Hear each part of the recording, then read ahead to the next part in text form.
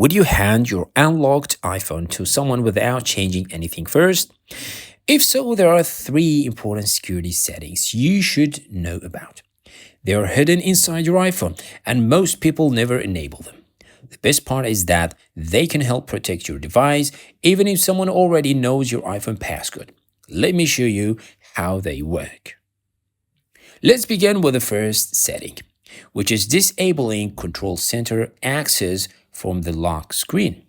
When this feature is left on, anyone can swipe down on your locked iPhone and open Control Center.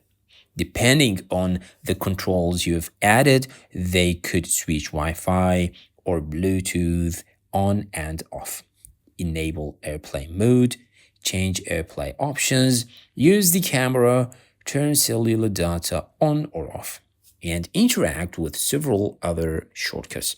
Even though your iPhone stays locked, that's still more access than many people realize.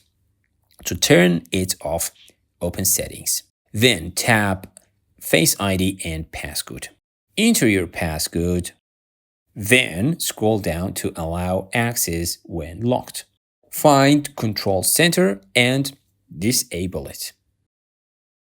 From now on, whenever your iPhone is locked, Control Center won't be available to anyone until Face ID successfully authenticates you. If someone else tries to access it, they won't be able to. Now let's look at the second security feature, preventing changes to your Apple account and iCloud settings. This is especially useful if you occasionally lend your iPhone to a child, friend, or family member. Even if they already know your iPhone passcode, you can stop them from editing your Apple account, we can say Apple ID, or iCloud settings. Here is how to enable it.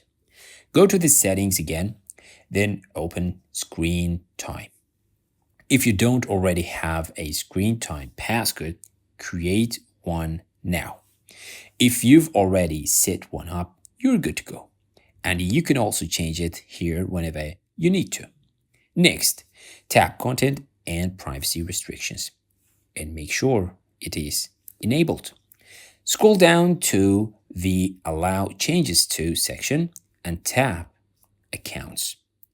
Change the option from Allow to Don't Allow. Enter your Screen Time passcode to confirm. Then, now return to the main settings page. You'll notice that your Apple account at the top and the iCloud section are now locked and grayed out. Without your Screen Time passcode, nobody can make changes to those settings. Now for the third setting, which is another great way to protect your iPhone. This time we are going to hide the Face ID and passcode menu completely. Why is this useful? If another person knows your device passcode, they could open the Face ID and passcode settings and potentially change your passcode, remove Face ID, or modify other important security options. Fortunately, you can prevent that by hiding this section entirely. Now go back to the settings, then Screen Time and open Content and Privacy Restrictions again. Make sure the feature remains enabled. Scroll down to Allow Changes To, then tap Passcode and Face ID. Change the setting from Allow to Don't Allow. Enter your Screen Time passcode and you're finished. If you now open the Settings app, you'll see that Face ID and passcode is no longer there. The entire section is hidden, preventing anyone else from accessing those security settings. If you ever want to restore everything, simply return to Screen Time, then Content and Privacy Restrictions. Under Allow Changes To, you'll find both accounts and passcode and Face ID. Change both settings back to Allow, enter your Screen Time passcode, and those sections will immediately become available again. These are three simple but powerful iPhone security features that many users overlook.